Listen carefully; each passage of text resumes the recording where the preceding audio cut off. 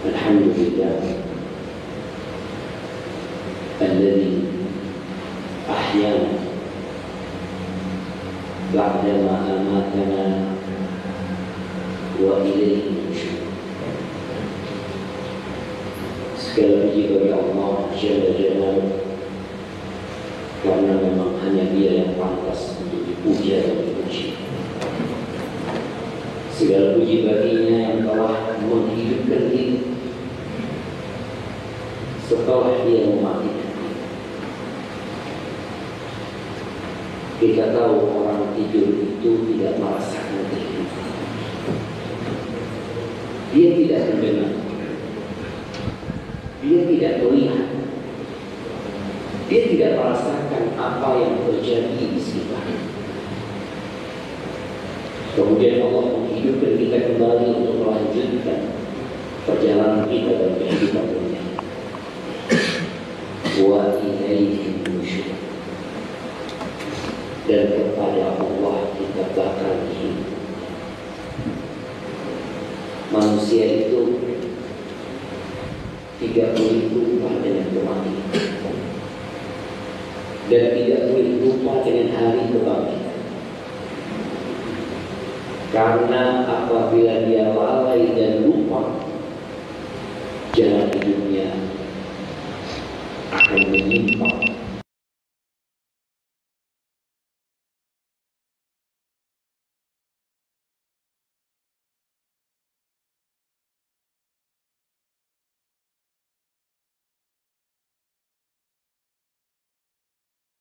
Allah, selamatkan aku dari azab-Mu pada hari Engkau membangkitkan hamba.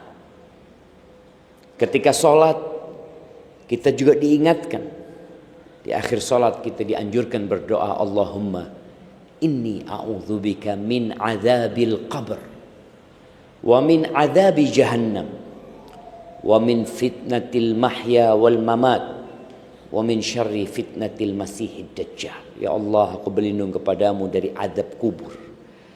Aku berlindung kepadamu dari azab jahannam. Aku berlindung kepadamu dari fitnah kehidupan dan kematian. Dan aku berlindung kepadamu dari fitnah al-masihid dajjal. Allahumma salli wa sallim ala abdika wa rasulika Sayyidina wa maulana wa habibina wa syafi'ina Muhammad wa ala alihi wa ashabi ajma'in, amma ba'd. Bersyukur kepada Allah bisa salat berjamaah di masjid subuh. Salat zuhur berjamaah mudah. Asar pun demikian. Maghrib pun demikian. Nabi alaihi salatu wassalam mengatakan, athqalus salati alal munafiqin salatul isya wa salatul fajr. Salat yang paling berat untuk kelompok munafikin adalah melaksanakan salat isya dan subuh berjamaah. Berat bagi mereka. Kenapa? Orang munafik sholat apa enggak jamaah? Jamaah. Anda kasih ada yang bisa jawab. Orang munafik sholatnya. Kasih hadiah semuanya jawab jamaah. Hadiah cuma satu.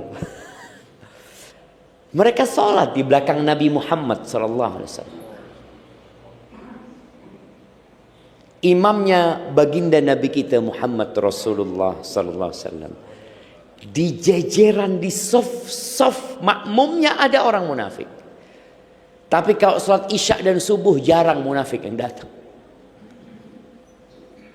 Kadang-kala Nabi alaihi salatu wasallam habis salat subuh bertanya, "Asyahidun fulan?" Fulan salat enggak? Di absen dia. Enggak ya Rasulullah. Fulan salat enggak? Di absen sama Nabi SAW. Karena memang ada orang-orang yang salatnya hanya pamer, ria. Dan itu orang munafik. Innal munafiqina yukhadi'una Allah wa huwa khadi'uhum. Wa idza qamu ila salati qamu kusala yura'una an-nas wa la yadhkuruna Allah illa qalila. Orang-orang munafik sedang melakukan tipu daya. Dia ingin menipu Allah dengan dia hadir di masjid supaya nampak dia adalah orang Islam. Padahal Allah yang sedang menipu mereka. Dibiarin sama Allah. Dia berada di saf bersama umat Islam. Apabila mereka sholat, idza qamu ila shalah qamu kusala. Sholatnya males-malesan. Sholat tapi penuh dengan rasa malas. Kalau kita sholat dengan kemalasan, hati-hati. Jangan-jangan kita termasuk kelompok orang munafik. Orang itu kalau berjumpa dengan manusia yang dimuliakan, dengan atasannya, dengan pimpinannya, semangat nggak dia berjumpa?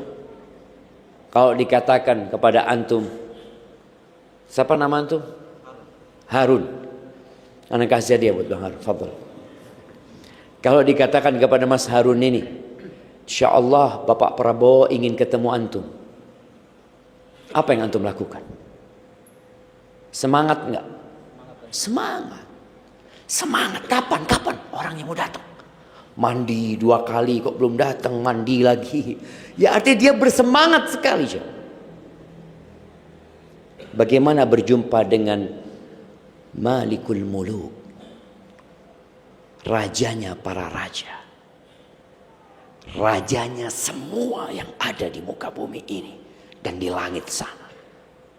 Kok nggak semangat gitu loh? Kalau dengar azan, aduh azan lagi. Ada orang berat sekali. Kita perlu mengkoreksi diri kita. Idza qamu ila salati qamu kusala yura'unan nas. Salat tapi riya, pamer. Wala yadhkuruna Allah illa qalila. Dia salat tapi tidak mengingat Allah kecuali sedikit. Enggak tahu baca apa dia. Mungkin dia hanya gerak, berdiri, rukuk, sujud tanpa membaca, ataupun kalau membaca kata Allah, wala yadhkuruna Allah illa qalila. Sedikit dia menyebut Allah. Jamaah rahimakumullah. Kita hidup di masa yang penuh dengan fitnah, di mana informasi yang disampaikan oleh Nabi alaihi salatu wassalam terjadi. Nanti akan terjadi seperti ini, akan terjadi seperti ini, akan terjadi seperti ini, dan kita hidup di masa itu. Nabi alaihi salatu wassalam pernah mengatakan, sinfani min ahli nar lam arahuma. Ada 2 termasuk penghuni neraka yang aku belum melihat keduanya. Salah satunya nisaun kasiyatun ariyatun ma'ilatun mumilatun. Kata Nabi SAW, wanita-wanita yang berpakaian tapi telanjang. Berpakaian tapi telanjang. Loh kok bisa Ustaz? Imam pakaiannya tipis, atau pakaiannya tidak menutupi aurat, atau pakaiannya membentuk tubuhnya.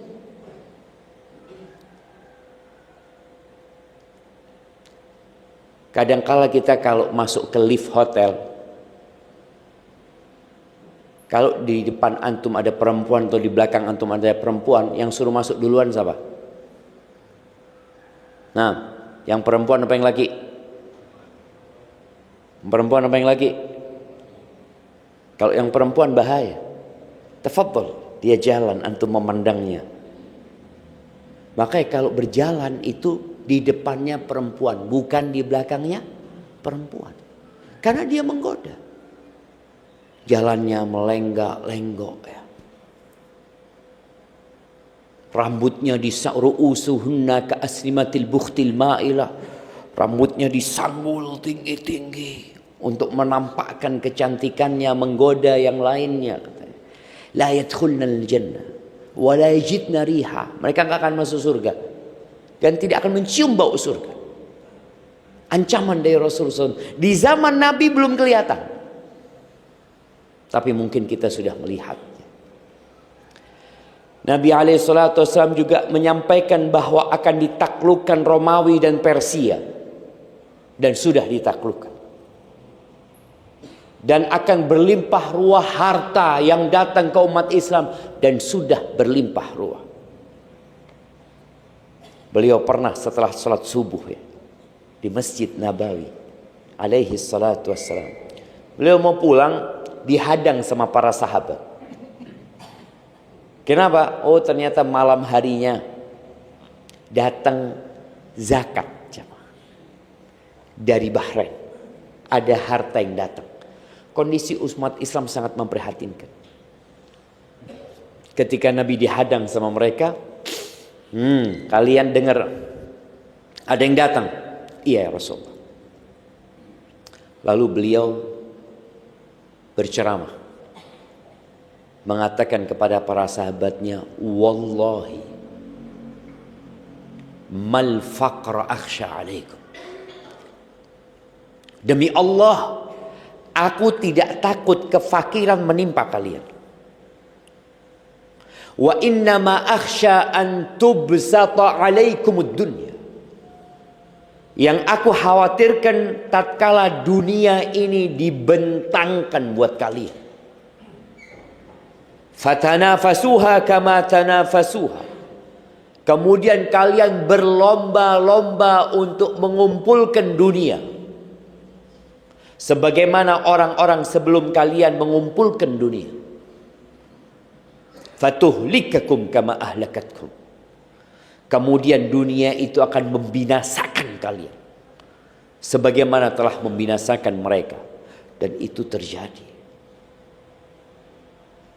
Di mana umat Islam bersaing dalam mengumpulkan harta, bersaing dalam mencari jabatan, kedudukan, saling senggol sana, senggol sini, sikut sana, sikut sini, nggak peduli sama saudaranya. Yang dia pikirkan hanya perut dan yang di bawah perutnya. Itu fitnah.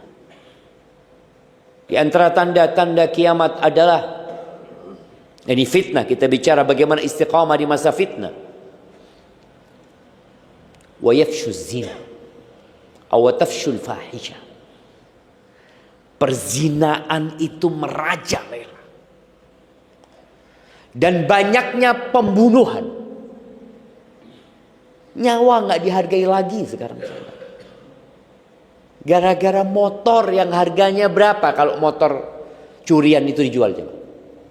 Nah, berapa? Siapa yang pernah nadah di sini? Benar jamaah, berapa harganya?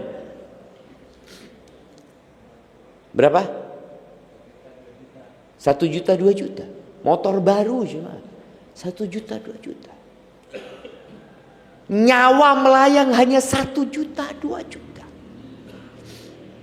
Nyawa itu dihargai kalau ada orang membunuh saudaranya tanpa sengaja, atau secara salah dia membunuh. Dia itu harus mengganti nyawa itu dengan 100 ekor onta. 100 ekor onta. Kalau harga 1 ekor onta ya 10.000 real. Berarti dia harus ganti 1 juta real. Harga nyawa. Itu bila membunuh salah dia. Kecelakaan umpamanya, dia nabrak orang, kemudian dia harus ganti. Seperti itu. Ini harganya cuma 2 juta. Na'udzubillah min dzalik. Ada orang nagih utang sama saudaranya nggak bayar, dia bunuh. Dan kita lihat bagaimana saudara-saudara kita dibantai umpamanya di Palestina. Ya nggak ada harganya nyawa itu. Kita melihat seperti perzinaan merajalela, pembunuhan di mana-mana. Masjid banyak dibangun megah, tapi isinya nggak ada. Orang berlomba-lomba membangun masjid dengan indah. Dulu Masjid Nabawi lantainya tanah, jemaah, pasir. Temboknya ya tembok dari batu bata aja. Atapnya dari pelepah kurma atau daun kurma. Nggak semuanya ditutup, sebagian terbuka. Itu terjadi, tapi makmur masjidnya. Maka apa yang harus kita lakukan? Menghadapi fitnah-fitnah yang ada. 1447 tahun yang lalu, Nabi SAW sudah mengatakan, lam yabqa minad dunya illa bala'un wa fitnah. Tidak tersisa dari dunia ini kecuali bala dan fitnah. Kemudian di hadis yang diriwayatkan oleh Abu Hurairah dan Anas bin Malik radhiyallahu anhuma, Rasulullah sallallahu alaihi wasallam bersabda, satakun atau qala sayati 'alan nas atau qala qabla as-sa'ah atau inna baina yaday sa'ah. Beliau mengatakan akan terjadi atau akan datang kepada manusia atau sebelum kiamat atau di hadapan kiamat. Beliau mengatakan apa yang akan terjadi? Sanawatun khadda'at, tahun-tahun yang penuh dengan tipu daya. Yusaddaqu fiha al-kadhib wa yukadzabu fiha as-sadiq. Tahun-tahun yang penuh tipu daya ini, pembohong dianggap orang yang jujur, orang yang benar dan jujur dianggap pendusta. Antum tahu bagaimana media menciptakan pembohong seakan-akan orang yang benar, dan sebaliknya orang-orang yang benar dan jujur dianggap pendusta. Wa yu'tamanu fiha al-kha'in wa yukhawwanu fiha al-amin. Pada masa itu pengkhianat dikasih amanah, dan orang yang amanah dianggap berkhianat. Pecundang dijadikan pahlawan. Muncul di tahun-tahun itu, kata Nabi sallallahu alaihi wasallam, wa yantiqu fiha ar-ruwaybidah, dan akan berbicara, akan dapat panggung. Siapa? Ar-ruwaybidah. Para sahabat bertanya, mereka nggak tahu yang namanya Ruwaybidah ini siapa yang dikasih panggung, yang dia bisa berbicara. Kita sekarang melihat semua orang bisa bicara, semua orang bisa bikin podcast, semua orang bisa membuat potongan video, semua bisa ngomong sekarang jemaah. Dulu anak pikir yang bisa seperti itu hanya di kota-kota besar, tapi ternyata di pedalaman pun semua bisa berbicara. Di hutan-hutan pun, di desa-desa orang bisa bicara semau dia. Dia ini siapa? Engkau punya apa? Backgroundmu apa? Ketika Nabi ditanya alaihi salatu wassalam, wa mar Ruwaybidah? Apa Ruwaybidah itu? Qala ar-rajulu at-tafih yatakallam fi amril 'amah, al-fuwaisiq, ar-rajulus safih. Ini orang disebutkan dengan 3 kriteria dalam beberapa riwayat. Yang pertama, orang ini orang remeh, orang ini. Orang ini orang fasik, banyak dosanya. Orang ini orang safi, orang bodoh, nggak ngerti agama. Tapi bicara tentang urusan umat, bicara tentang urusan negara, urusan bangsa. Kok ini siapa gitu loh. Wudu aja nggak benar, sholat aja belum tentu sahih sholat, tapi bicara tentang urusan umat. Itu terjadi. Orang semua bicara apa yang dia inginkan. Bicara agama padahal dia nggak punya background agama. Kalau bicara background agama ya paling nggak dia tahu Al-Quranul Azim. Sudah hatam tuh dia Quran. Baru ngomong masalah agama. Quran aja nggak bisa baca. Apalagi dia akan menghatamkannya. Tapi dikasih ruang kemudian berbicara tentang urusan umat. Siapa korbannya? Masyarakat jadi korban. Ketika manusia seperti diberi panggung, ini yang namanya fitnah. Orang jadi bingung. Mana yang benar sebenarnya? Ahibati fillah. Apa yang harus dilakukan? Di hadis yang diriwayatkan oleh Ibn Abi Khaytham dan Imam Ahmad, Nabi pernah mengatakan kepada para sahabatnya, ini kejadian 1447 tahun yang lalu. Beliau mengatakan, badiru bil a'mal khisalan sittah. Kalian segera beramal sebelum datang 6 perkara. Orang itu ketika beramal, kemudian datang fitnah, datang kejadian-kejadian yang mungkin dapat membuat dia menyimpang, tapi karena dia sudah biasa mengamalkan itu, insya Allah dia terjaga. Tapi kalau dia baru beramal, pada saat fitnah terjadi, sulit bagi dia untuk mengamalkan. Apa 6 perkara itu? Yang pertama, imaratus sufaha, kata Nabi SAW.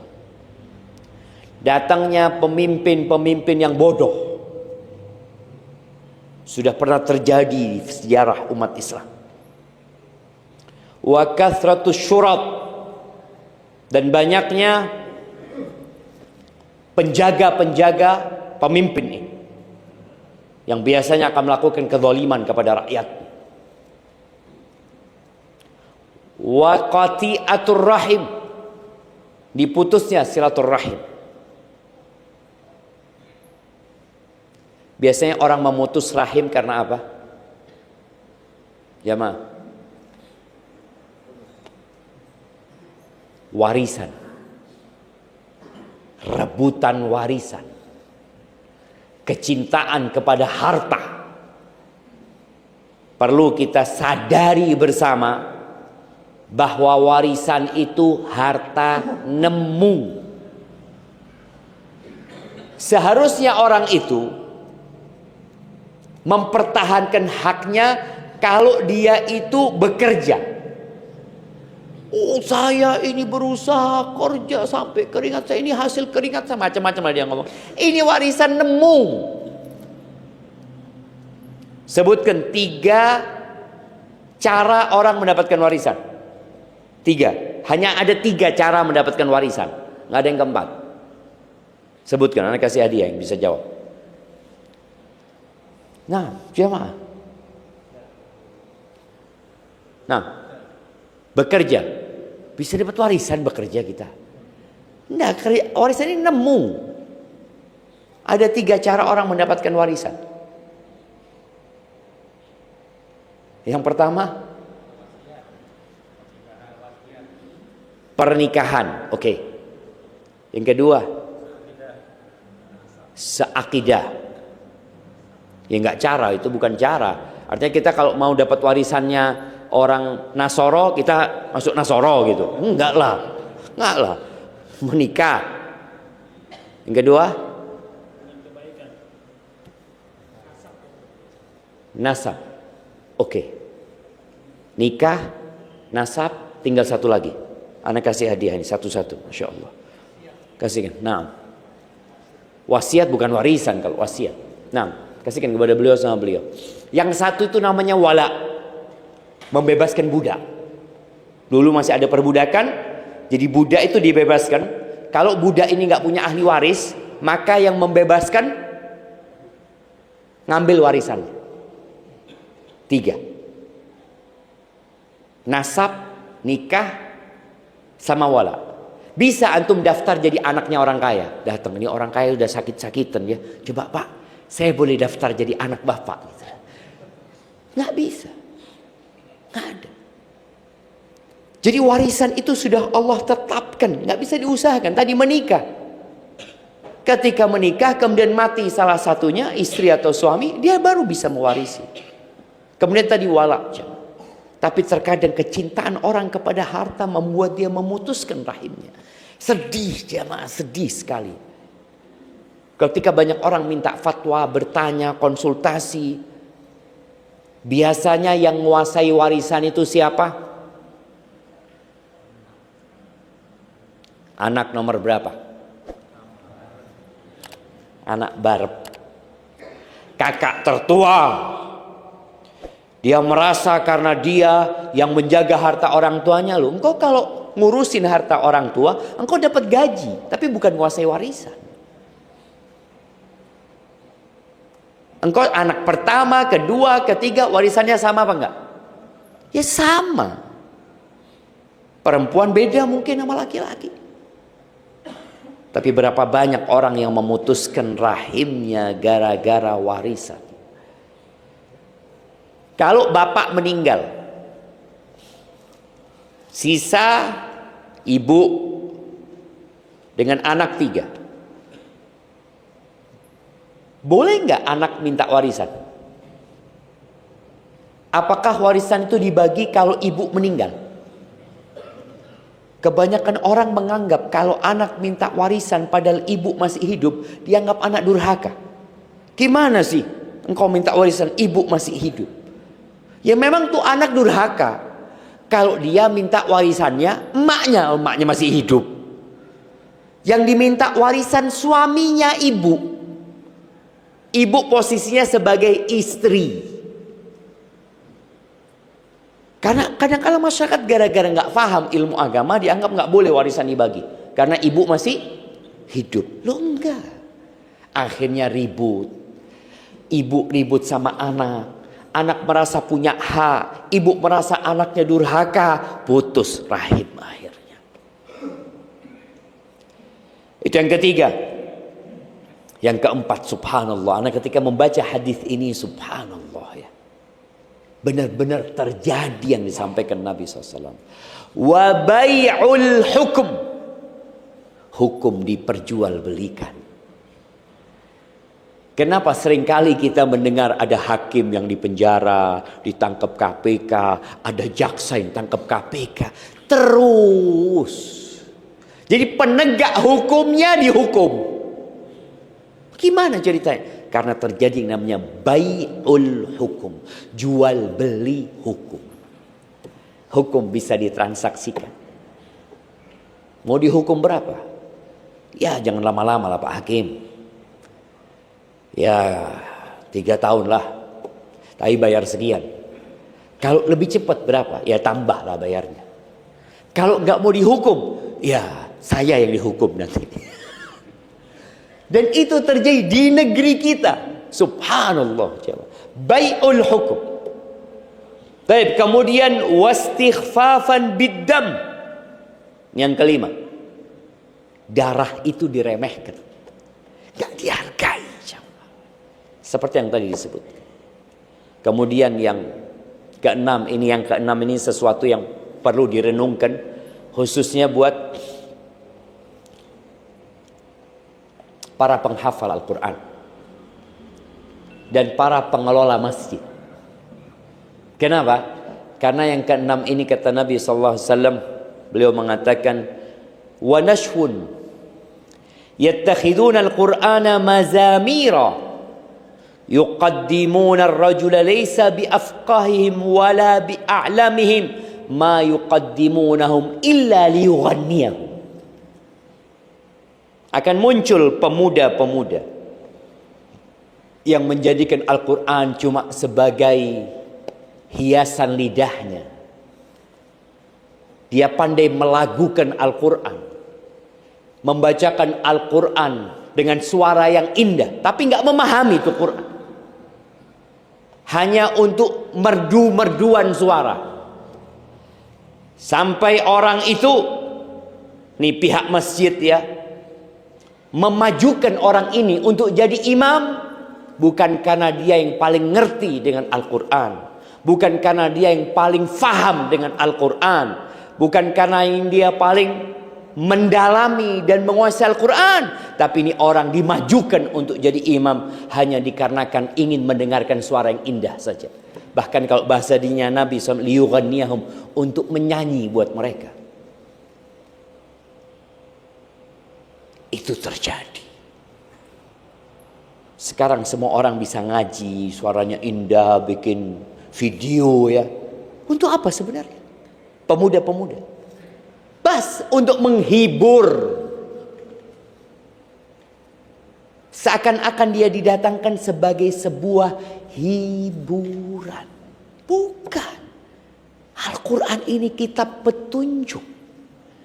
Inna hadzal Qur'an yahdi lillati hiya aqwam. Ini Quran memberikan petunjuk kepada jalan yang paling lurus. Syahrul Ramadhan alladzi unzila fihi al-Quran hudan linnas wa bayyinatin minal huda wal furqan. Quran diturunkan itu sebagai petunjuk, pedoman hidup. Tapi terjadi perubahan. Apa yang harus kita lakukan di masa yang penuh dengan fitnah ini? Perbanyak doa, jemaah. Karena supaya kita bisa istiqamah, ya hanya dengan memohon kepada Allah. Kenapa kita nggak boleh berhenti mengatakan ihdinas siratal mustaqim? Padahal tadi malam kita udah baca. Antum baca nggak waktu sholat isya?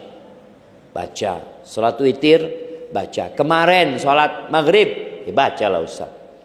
Asar? Baca. Nah, karena termasuk rukun sholat itu membaca Al-Fatihah. Dan di situ ada ihdinas siratal mustaqim.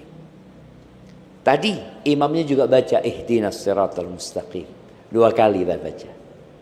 Sebelum salat subuh, ana lihat pada salat qabliyah subuh, baca ihdinas siratal mustaqim. Nanti yang mau salat duha, baca ihdinas siratal mustaqim. Lanjut qabliyah zuhur, terus jamaah. Kenapa enggak sehari cukup sekali kita mengatakan ihdinas siratal mustaqim? Karena fitnah itu sangat banyak sekali.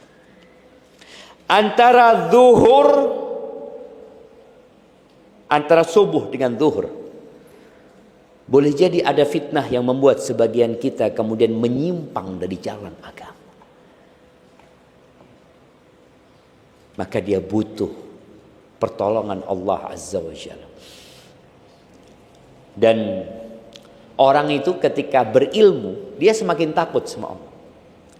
Makanya ketika Allah menyebutkan doanya orang-orang yang ilmunya mendalam, mereka mengatakan Rabbana, di surat Ali Imran ya, di ayat 6 insyaallah. Rabbana la tuzigh qulubana ba'da idh hadaitana wa hab lana min ladunka rahmah innaka antal wahhab. Wahai Rabb kami, jangan engkau palingkan hati kami ya Allah setelah engkau memberikan petunjuk kepada kami. Karuniakan kepada kami dari sisimu rahmat. Engkau maha pemberi karunia. Minta. Nabi Ibrahim berdoa mengatakan wajnubni wa baniya an na'budal asnam. Ya Allah, hindarkan aku dan anak keturunanku dari menyembah berhala-berhala. Di masa fitnah ada sebagian orang yang mungkin bajunya masih islami, penampilannya masih islami, tapi keyakinannya sudah kesyirikan. Mungkin, ya mungkin. Cuma pakaian, ganti pakaian itu mudah sekali. Tinggal beli untuk baju, pakai. Seorang wanita, dia mau pakai jilbab tinggal beli. Dia pakai. Tapi apakah dia akan terus istiqomah di atas jilbabnya? Belum tentu. Belum tentu. Boleh jadi ada godaan-godaan yang membuat dia membuka jilbabnya. Membuka pakaiannya, bukan hanya jilbabnya jamaah. Bukan cuma kerudung. Maka berdoa memohon kepada Allah. Di antara doa yang paling banyak dibaca Nabi sallallahu alaihi wasallam, ya muqallibal qulub, tsabbit qalbi ala dinik. Wahai yang membolak-balikan hati, tetapkan hatiku di atas agamamu. Doanya Nabi Yusuf, tawaffani musliman wa alhiqni bis salihin. Matikan aku dalam kondisi Islam. Siapa yang menjamin antum semua mati dalam kondisi Islam? Nggak ada jamaah. Dan setan tidak berhenti untuk menggoda manusia sampai mati. Selama ruh masih dikandung badan, setan masih bisa menggoda. Maka di antara doa Nabi SAW, wa a'udzubika ayyatakhabbatani asyaitanu indal maut. Ya Allah, aku berlindung kepadamu, jangan sampai aku disesatkan, diselewengkan oleh setan ketika mati. Artinya selama hidup jadi orang soleh, mati datang setan dan menggoda dia, kemudian dia terjebak dalam godaan setan. Mungkin. Maka perbanyak doa, isi waktu antum dengan berdoa. Shaddad ibn Aus, pernah Nabi memanggil dia, ya Shaddad, ya Shaddad, wahai Shaddad, idza ra'aita an-nas yaknizuna adh-dhahaba wal fiddah. Kalau engkau sudah melihat nanti, ini belum terjadi, nanti apabila engkau melihat manusia sudah berlomba-lomba menumpuk emas dan perak, manusia sudah berusaha untuk memperkaya dirinya, menimbun hartanya. Nggak lagi harta dibawa mati sama dia, tapi hanya ditimbun, dikumpulkan. Berapa banyak orang yang kerjanya hanya melihat nomor rekeningnya. Dulu datang ke ATM, sebelum ada handphone, datang ke ATM. Alhamdulillah. Nggak diapa-apain tuh duitnya, Pak. Antum kalau mau lihat duit, kalau ada perlunya, jangan, gimana ya? Kalau antum melihat orang sering melihat isi dompetnya, menurut antum gimana? Lihat, dihitung duitnya. Oh Masya Allah, Alhamdulillah. Nanti sore, keluarin dompetnya. Oh Masya Allah. Menurut antum orang ini gimana? Kalau sekarang nggak perlu ngitung kan? Karena uangnya sudah jadi angka. Jadi tinggal dia lihat di rekening, oh sekian. Kalau ada perlunya silahkan lihat. Nggak ada perlunya nggak usah ngelihat. Oh nggak usah, takut tahu-tahu hilang nanti duitnya. Ya nggak tahu kalau seperti itu. Astagfirullahaladzim. Allah menyebutkan wailul likulli humazatil lumazah alladzi jama'a malan wa 'addada. Kerjanya mengumpulkan harta dan ngitung.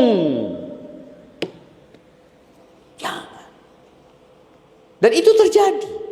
Maka Nabi SAW mengatakan kepada Shaddad, kalau engkau melihat orang-orang itu sudah mulai sibuk menimbun hartanya, fajma anta haula'il kalimat, maka engkau timbun, artinya kumpulkan, baca terus nih doa-doa ini. Panjang doanya itu. Awalnya dimulai dengan Allahumma inni as'aluka tsabata fil amri wal azimata 'ala ar-rusydi wa as'aluka mujibati rahmatik wa azaima maghfiratik wa as'aluka syukra ni'matik wa husna ibadatik wa as'aluka qalban saliman wa lisanan sadiqan wa as'aluka min khairi ma ta'lam wa a'udzu bika min syarri ma ta'lam wa astaghfiruka lima ta'lam innaka anta 'allamul ghuyub. Dimulai dengan yang mengatakan, ya Allah, aku minta keteguhan dalam urusan ini.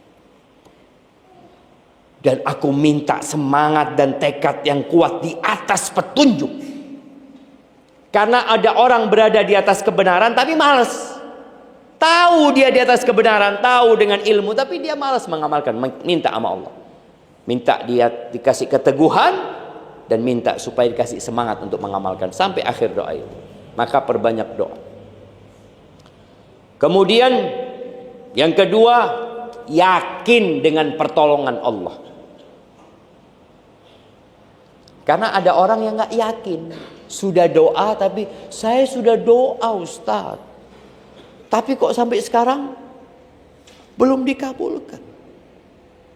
Kita melihat kondisi umat Islam yang mungkin dibantai, ditindas. Kita melihat dengan mata kita. Kalau dulu kita nggak ngelihat, kita hanya dapat cerita.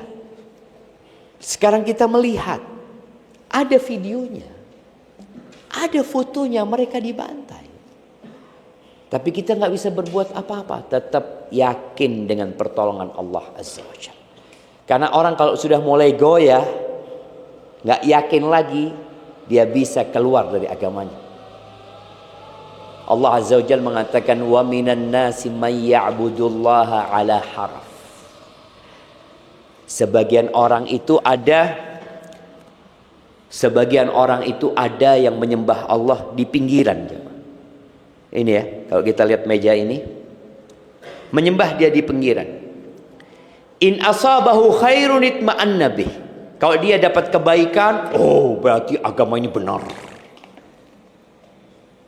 Tapi kalau kena fitnah, jatuh ke jurang. Karena dia nggak yakin sama Allah. Jangan berpikir bahwa kebenaran itu diukur dengan harta, diukur dengan kemenangan.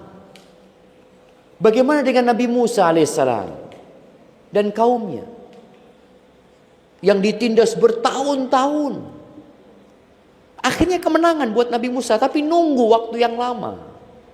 Bagaimana dengan Nabi Zakaria yang dibunuh? Nabi dibunuh.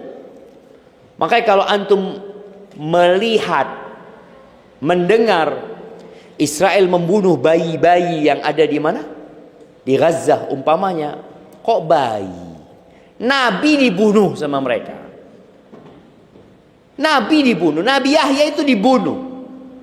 Dipenggal lehernya, dihadiahkan kepada pelacur, jemaah. Nabi Yahya. Nabi Zakaria juga dibunuh. Maka tadi yakin dengan pertolongan Allah Azza wa Jalla. Tapi kita perlu nunggu waktu. Allah Azza wa Jalla mengatakan, wala tahinu wala tahzanu. Ini di surat Ali Imran ya, 139 140. Allah mengatakan, kalian jangan lemah dan jangan kalah mental kalian, dan jangan cemas, jangan sedih. Wa antumul a'laun in kuntum mu'minin. Kalian ada di atas kalau kalian beriman, asalkan kalian beriman. Iyamsaskum qarhun faqad massal qauma qarhun mithlu. Ini ayat turun setelah kekalahan umat Islam pada perang Uhud. Umat Islam kalah di perang Uhud. Padahal di situ ada Nabi Muhammad SAW. Di situ ada Abu Bakar. Di situ ada Umar loh. Di situ ada Utsman, di situ ada Ali, di situ ada 10 sahabat yang dijamin masuk surga. Di situ ada Hamzah, dan Hamzah pun terbunuh pada waktu itu. Jangan sampai ketika orang nggak yakin, kok kita kan berada di atas kebenaran, kok kita kalah gitu. Maka Allah katakan, hidup ini ujian dari Allah Azza wa Jalla. Iyamsashum qarhun, kalau kalian ditimpa kekalahan, ditimpa satu ya luka-luka, maka mereka juga pernah ditimpa yang seperti itu. Perang Badar mereka kalah, terbunuh 70 orang di antara mereka, ditawan 70 orang. Dan perang Uhud 70 sahabat yang meninggal. Wa tilkal ayyam nudawiluha bainan nas. Kata Allah Azza wa Jalla, hari-hari kejayaan itu kita putar di antara manusia. Tapi tetap harus yakin supaya kita istiqomah. Kemudian yang ketiga, belajar ilmu. Ilmu agama. Gak perlu kita menyalahkan pendidikan yang ada. SD belajar agama berapa tahun? Berapa tahun? Berapa jam? 2 jam. Katanya kita ini harus seimbang. Iptek dan imtak. Ilmu, pengetahuan, teknologi, iman dan takwa itu harus seimbang. Iya, paling tidak seimbang lah. Tapi ternyata yang ada kepincangan bukan keseimbangan. Orang belajar agama itu cuma sedikit. SMP juga seperti itu, SMA seperti itu, kuliah 2 SKS. Ada yang 1 semester, Anda lihat ada yang 2 semester. Setelah itu sampai mati nggak ketemu agama. Lanjut S2 ya nggak ada pelajaran agama. Lanjut S3 nggak belajar agama juga. Yang dipelajari terus orang itu ketika ambil dokter, anggap ya, ambil spesialis lagi terus, dia nggak belajar agama. Loh, emangnya nggak boleh? Boleh belajar umum, silahkan. Tapi kalau engkau ingin selamat, jalur keselamatan itu adalah dengan belajar agama. Karena engkau di kuburan nanti nggak akan ditanya tentang ilmu-ilmu yang lainnya. Engkau akan ditanya 3 pertanyaan. Man rabbuk, ma dinuk, man nabiyuk. Engkau akan ditanya siapa Tuhanmu, apa agamamu, dan siapa nabimu. Itu yang akan ditanya. Maka tolong belajar agama. Nggak dapat di bangku sekolahan, belajar di masjid. Sekarang sudah ada online, bisa belajar di mana-mana. Nggak ada alasan orang nggak belajar agama sekarang jamaah. Ada pendidikan subhanallah. Ada satu orang di tempat kita umur 40 tahun jamaah. Sudah S2 dia. Umur 40 tahun udah punya anak, datang belajar agama. Dia sudah punya pekerjaan yang bisa ditinggal. Dia mengatakan anak nggak belajar agama, anak sekarang ingin menembus itu dengan belajar agama. Masya Allah. Sama istrinya, udah punya anak-anak, belajar dua-duanya agama. Ya kalau antum tidak bisa belajar di kelas, belajarlah di rumah Allah. Cari pelajaran, hadiri kajian, duduk di majelis ilmu. Dan belajar ilmu agama itu bertahap ya. Sebelum belajar yang kemana-mana, bertahaplah belajar. Belajar rukun Islam dulu. 2 kalimat syahadat dikaji. Apa sih maknanya? Apa rukunnya? Apa syaratnya? Jangan-jangan aku mengatakan la ilaha illallah, tapi aku melakukan sesuatu yang membatalkan la ilaha illallah tersebut. Kemudian belajar tentang sholat kita. Oh, saya sudah belajar Ustaz dulu. Boleh jadi sholat antum belum benar. Pelajari agama kita. Pelajari rukun iman. Ya, tahap-tahap kita mempelajari agama kita. Kemudian yang keempat, yang diajarin, diamalkan dalam kehidupan ini. Berpegang teguhlah dengan sunnah Nabi SAW. Diamalkan tuh sunnah Nabi SAW. Kemudian ikhlas. Ketika beramal hendaklah tidak berharap pujian dan sanjungan. Dan ikhlas ini berat. Ada orang yang istiqomah di atas kebenaran, kita kelihatan sampai mati dia muslim. Ustadz sampai mati ustadz. Tapi ternyata dia masuk neraka. Gara-gara gak ikhlas. Maka yang belajar agama membutuhkan keikhlasan. Yang mengamalkan membutuhkan keikhlasan. Karena Allah tidak menerima kecuali yang ikhlas dan sesuai dengan sunnah Nabi SAW. Kemudian menjaga lisan. Jangan suka ngomong. Karena sekarang orang komentar aja udah. Antum melihat sesuatu amalkan. Melihat keburukan doakan supaya orang itu dapat hidayah umpamanya. Gak perlu debat di kolom komen yang menyebabkan ya sesama saudara akhirnya tidak bertegur sapa. Udah. Ketika antum merasa ini kurang benar yang disampaikan, ada komentar yang kurang baik, doakan orang itu. Semoga Allah memberikan petunjuk kepada antum. Antum mau nggak dikasih doa semoga Allah memberikan petunjuk? Sebagian orang marah di komentari jemaah. Semoga Allah memberikan petunjuk. Emangnya saya sesat? Bukankah antum tiap hari mengatakan ihdinas siratal mustaqim? Emangnya nggak mau anak tuh ikut doain antum? Ini orang kalau sudah sombong jemaah, nggak mau didoain dapat hidayah. Bicara menjaga lisan ini, Nabi SAW di hadis Anas mengatakan la yastaqimu imanu abdin hatta yastaqima lisanuhu.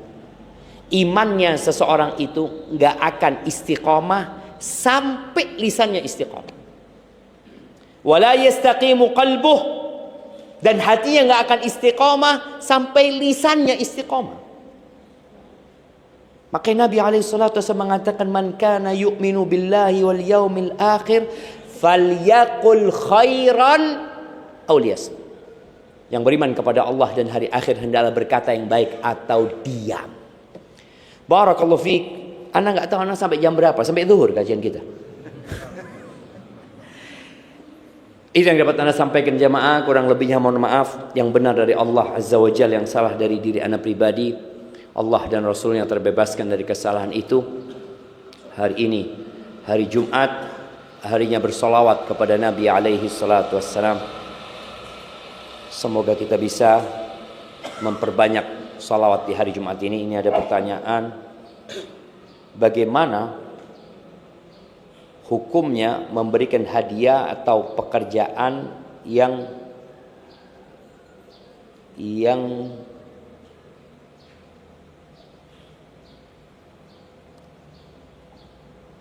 bagaimana hukumnya memberikan hadiah atau pekerjaan apa ini?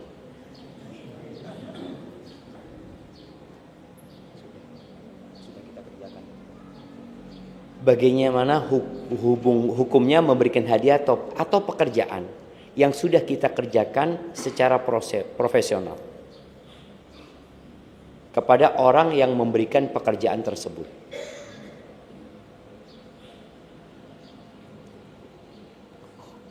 Hukumnya memberikan hadiah atau pekerjaan, gitu. Memberikan hadiah atau pekerjaan yang sudah kita kerjakan secara profesional kepada orang yang memberikan pekerjaan tersebut. Bagaimana caranya agar tidak terjadi gratifikasi? Jamaah, coba tanyakan ke KPK ini. Ya, betul. Ada hukum-hukum yang sudah diatur sama negara ini jamaah. Yang orang kadang-kala mencari pembenaran. Kira-kira boleh nggak sama KPK itu? Ya sudah, kalau nggak boleh nggak usah tanya ustadz, sudah. Jadi ada perkara-perkara yang ada aturannya, yang kadang-kala orang itu ragu. Gimana ustadz ya? Anak kok masih ragu? Nabi SAW mengatakan istafti qalbak. Tanyakan kepada hatimu. Tanyakan kepada hatimu. Engkau mau nggak kayak gitu? Aduh, kayaknya enggak ustadz, nggak boleh ustadz. Masalahnya Ustaz, kalau anak nggak kasih hadiah, nanti nggak dikasih kerjaan lagi Ustaz. Ada yang seperti itu. Jadi kalau bicara hukum normalnya nggak boleh. Nggak boleh, karena antum sudah didapat gaji ya, seperti itu. Tapi tadi anak pernah di Sumbar kalau nggak salah. Waktu itu ada pertanyaan yang mirip dengan seperti itu. Dan kebetulan alhamdulillah ada wali kota yang datang kalau nggak salah, atau PLT wali kota waktu itu. Ana minta beliau yang jawab sudah, karena itu sudah ada aturannya di negeri kita ya, seperti apa. Dan kita tahu bahwasanya ada aturan-aturan selama tidak bertentangan dengan aturan Allah Subhanahu Wa Taala, ya kita jalankan. Apalagi itu berkesamaan dengan aturan ya, yang di situ ada unsur rishwah, ada unsur nyogok, tapi bukan di depan. Nyogoknya di mana? Di belakang. Artinya secara hukum asalnya nggak boleh Terus bagaimana Pak Ustaz? Ya antum jangan bergantung kepada manusia. Jangan sampai berpikir kalau aku tidak melakukan itu, aku nggak akan dapat pekerjaan lagi. Sebagai penutup ya. Nggak jadi penutup ini, jangan ditambahin pertanyaan. 6. Ada seorang yang tobat dari proyek-proyek yang ya banyak riswahnya. Akhirnya dia menanggung utang banyak. Dia cerita, anak punya utang waktu itu, Ustaz, perusahaan punya utang 25M. Setahun anak sampaikan kepada karyawan, kita harus kerja bersih ya. Kerja yang lebih bagus lagi. Alhamdulillah setahun itu kita lunas utang. Dia cerita pernah kita dapat proyek pipa gas. Ini di Sumatera. Kita datang ke Pertamina Pusat.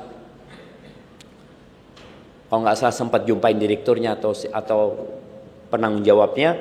Ya biasalah transaksi ini 100 miliar. Tanya direkturnya, saya dikasih berapa? Kata orang ini, mohon maaf, kita nggak lagi seperti itu. Kita akan kerjakan secara profesional, secara ini, tapi untuk yang seperti itu kita nggak lagi kayak gitu. Ya nggak bisa lah. Saya kalau sama orang dikasih berapa? Kata dia. Oh kalau itu mungkin ini bukan rezeki kami, kata dia. Sudah, pulang dia jemaah. Besok ditelepon, proyek ini buat kamu. Bayangin jemaah, masih ada orang baik di negeri kita ini jemaah. Masih ada. Tapi kalau kita itu sudah merasakan, aduh nggak mungkin ini itu, ya Allah kasih yang nggak mungkin. Allah Azza wa Jalla berfirman dalam hadis qudsi, Ana inda dhanni abdi bi. Aku itu terserah prasangka hambaku kepadaku. Ketika dari awal prasangka dia sudah seperti, ya udah dia akan kesulitan, nggak mungkin, ya udah nggak mungkin. Tapi kalau dia bergantung sama Allah, nggak ada yang nggak mungkin buat Allah Azza wa Jalla. Waduh, berat pertanyaannya. Anak kemarin ditolak akhwat. Yang pertama, yang ternyata beliau dari keturunan Arab Syarifah, yang harus sama-sama nasabnya karena khawatir garis nasabnya akan putus. Pertanyaannya, adakah dalil larangan bagi akhwat yang menikah dengan non nasab? Jamaah rahimakumullah, bicara nasab ya. Ini termasuk masalah yang diperbincangkan oleh para ulama fikih tentang kufu, kesetaraan. Apakah orang Arab setara dengan non Arab, non Arab setara dengan orang kulit putih, apakah setara dengan orang yang kulitnya tidak putih? Ini dibahas oleh para ulama. Mereka sebagian mewajibkan adanya kesetaraan, sebagian menganjurkan. Sejatinya orang menikah itu milih gitu.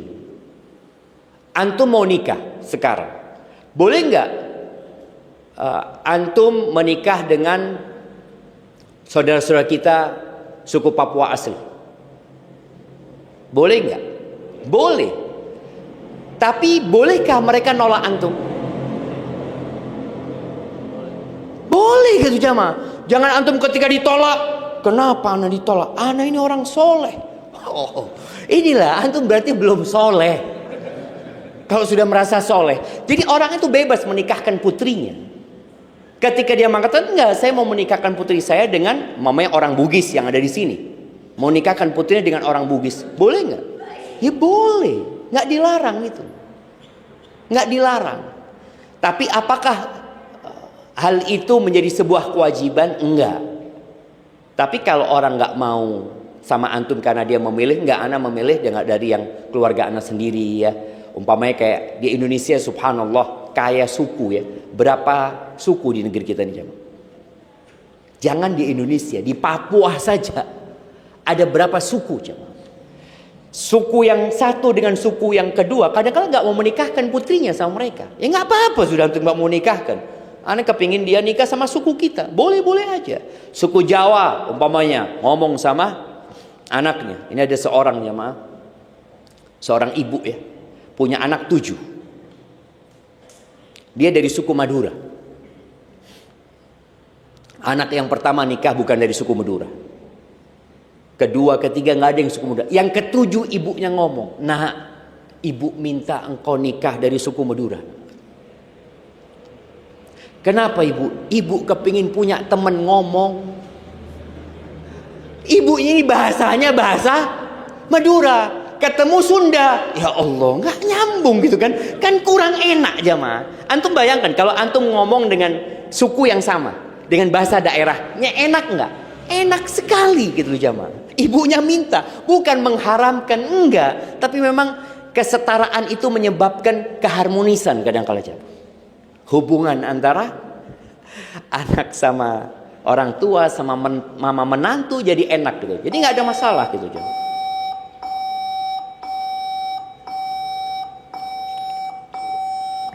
Bismillah.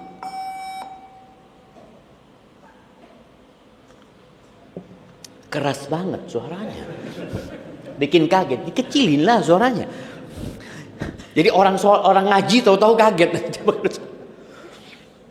Nah, sampai mana kita jamaah? Iya, jadi nggak ada masalah. Jadi ketika antum ditolak nggak usah macem-macem, sudah cari yang lainnya. Mati satu tumbuh seribu. Ada banyak akhwat yang menunggu antum jamaah.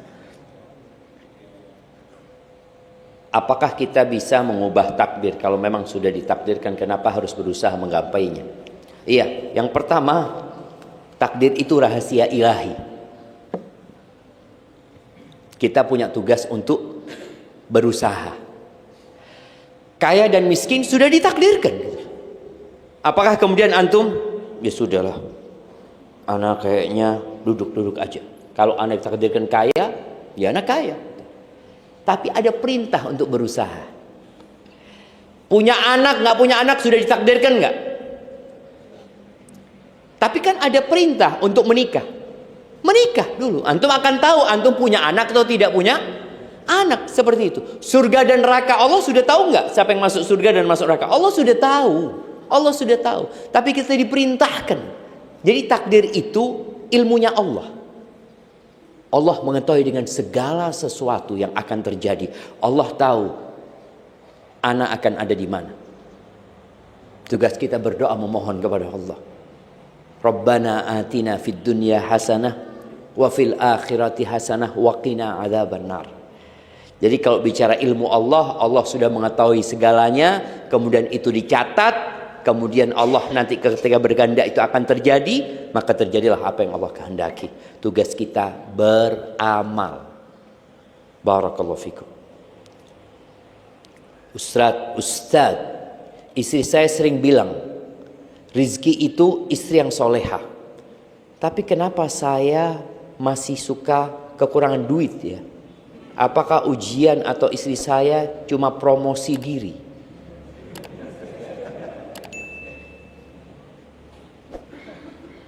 Anda nggak paham. Istri saya sering bilang, rizki itu istri yang soleha. Tapi kenapa saya masih suka kekurangan duit ya? Loh, antum rizkinya istri soleha, bukan duit yang banyak. Rizkinya orang beda-beda. Ada yang duitnya banyak, istrinya nggak soleha. Ada jemaah. Ada yang duitnya banyak nggak punya anak. Ada yang anaknya banyak, duitnya dikit gitu loh. Antum rizkinya ya anak. Loh betul. Jadi jangan dipikir rizki itu selalu duit. Kalau antum katakan, apakah ini ujian atau istri saya cuma promosi diri? Ini ujian. Kalau bicara ujian jelas ujian. Cuma tolong, ketika antum punya istri soleha cukup sudah jemaah. Duit sedikit tapi istrinya soleha cukup. Kenapa? Dia menerima. Tinggal masalahnya antum tidak menerima. Dia menerima. Dia antum miskin, dia alhamdulillah bang. Udahlah engkau dapat istri soleha. Rizkimu mungkin bang ya. Seperti itu. Pertanyaan kedua. Kalau orang tua bilang, rizki anak itu sudah ada. Boleh nggak? Saya punya 10 anak biar rezekinya makin banyak. Tapi takutnya saya yang makin miskin Ustaz. Dulu orang-orang kafir itu takut punya anak. Atau bahkan mereka membunuh anaknya. Mereka membunuh anaknya karena dua kondisi. Karena takut kelaparan. atau karena ditimpa kelaparan. Yarhamukallah. Allah Azza wa Jalla mengatakan wala taqtulu auladakum khasyata imlaqin nahnu narzuquhum wa iyyakum. Kata Allah, jangan kalian membunuh anak kalian karena takut kelaparan. Kami yang ngasih rezeki kepada mereka dan kepada kalian. Artinya rezekinya sudah ditanggung. Makanya anak itu lahir punya rezeki. Kalau dia nggak ada rezekinya, mati dia. Lihat, anak yang lahir mati, rezekinya nggak ada dia. Kalau dia lahir, hidup, tumbuh besar, oh berarti dia punya rezeki. Karena ingat, ajal dan rezeki itu jalannya bareng. Bareng bersamaan jemaah. Rezekinya habis, dia mati, ajalnya datang, rezekinya habis berarti. Kalau antum cuma 10, kurang banyak jemaah. Ada seorang ustadz rahimahullah, ana lihat ya memang orang-orang dulu itu ya iman mereka beda jemaah. Fisik mereka juga berbeda. Ana ketemu dengan seorang yang ana dapat berita, bapaknya dia itu satu saudara 25 orang. Maka ana WA dia, apa benar berita ini? Iya Ustaz. Jiddah ana, kakek ana, nenek ana itu bukan kakek ya, nenek. Karena kalau bicara kakek kadang-kala dari berapa istri gitu ya. Enggak, nenek. Nenek ana punya anak 25 Ustaz. Dan tidak punya pembantu Ustaz. 25 tidak punya pembantu. Sekarang anaknya 1, pembantunya 5.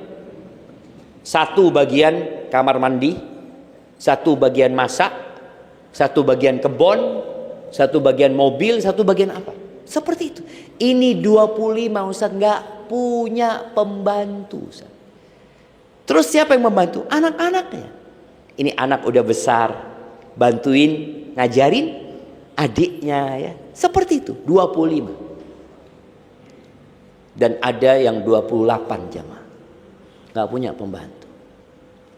Padahal secara penghasilan pas-pasan jamaah. Namun tadi orang yakin anak ini lahir membawa rezekinya.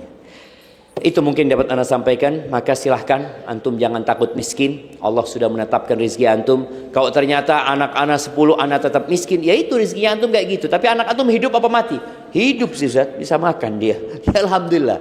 Berarti dia bawa rezekinya masing-masing. Dan sebagai penutup jamaah, kita harus sering-sering baca Quran sama artinya. Supaya antum kenal sama Allah. Karena Quran ini adalah surat cinta yang Allah kirimkan kepada hamba-hambanya. Agar mereka bisa hidup bahagia di dunia dan di akhirat. Subhanakallahumma wa bihamdika asyhadu an la ilaha illa anta astaghfiruka wa atubu ilaik.